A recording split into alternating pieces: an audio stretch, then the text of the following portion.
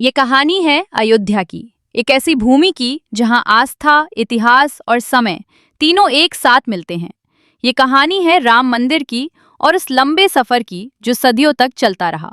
उत्तर प्रदेश के अयोध्या नगर में सरयू नदी के किनारे बसी ये भूमि भारतीय परंपरा में एक विशेष स्थान रखती है।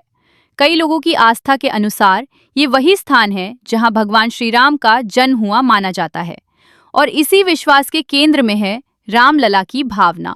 रामलला सिर्फ एक नाम नहीं बल्कि एक जीवित आस्था का प्रतीक है।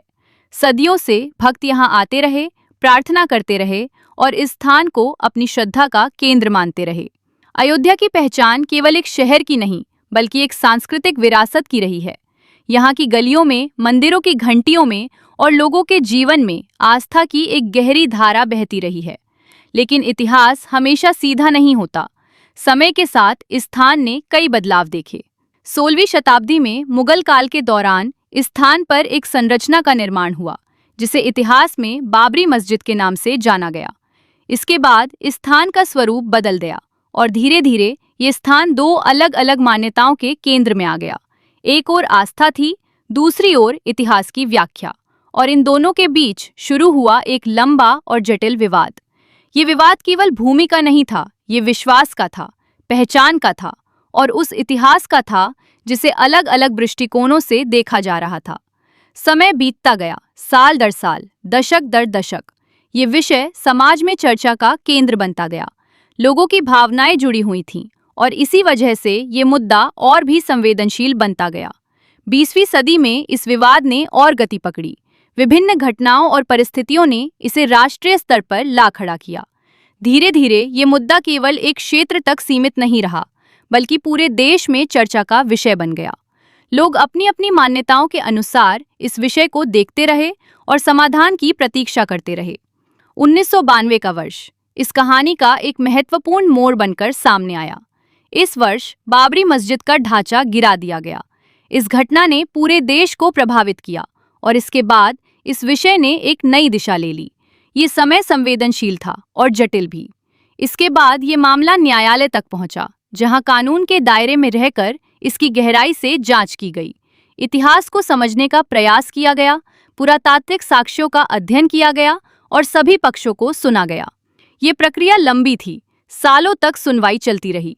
हर दिन के साथ लोगों का इंतजार बढ़ता गया, एक ऐसे निर्णय का जो इस लंबे विवाद को एक दिशा दे सके। 2019 में भारत के सर्वोच्च न्यायालय ने अपना ऐतिहासिक निर्णय सुनाया। इस निर्णय में विवादित भूमि पर मंदिर निर्माण का मार्ग प्रशस्त किया गया। साथ ही एक अलग स्थान पर मस्जिद निर्माण की व्यवस्था भी की गई। ये निर्णय कानूनी प्रक्रिया के तहत आया और इसके साथ ही एक नए अध्याय की शुरुआत हुई। अब सदियों पुरानी कहानी निर्माण के नए दौर में प्रवेश कर चुकी थी। राम मंदिर का निर्माण शुरू हुआ।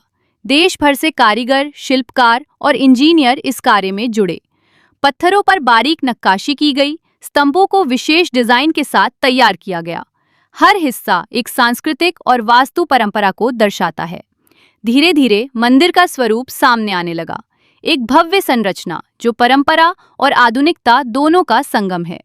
ये निर्माण केवल एक इमारत नहीं था, ये एक भावना का रूप था, एक लंबे इंतजार का परिणाम था और एक नई शुरुआत का संकेत था। आज अयोध्या में खड़ा राम मंदिर सिर्फ एक धार्मिक स्थल नहीं है, ये प्रतीक है आस्था का, धैर्य का और समय के साथ आगे बढ़ने का। ये हमें ये भी सिखाता है कि इतिहास जटिल हो सकता है, लेकिन समाधान, संवाद और प्रक्रिया के माध्यम से ही आता है। रामलला की ये यात्रा केवल अतीत की कहानी नहीं है, ये वर्तमान की सच्चाई भी है और भविष्य की दिशा भी। क्योंकि कुछ कहानियां समय के साथ खत्म नहीं होती, वे आगे बढ़ती हैं और लोगों के दिलों में हमेशा जीवित रहती हैं।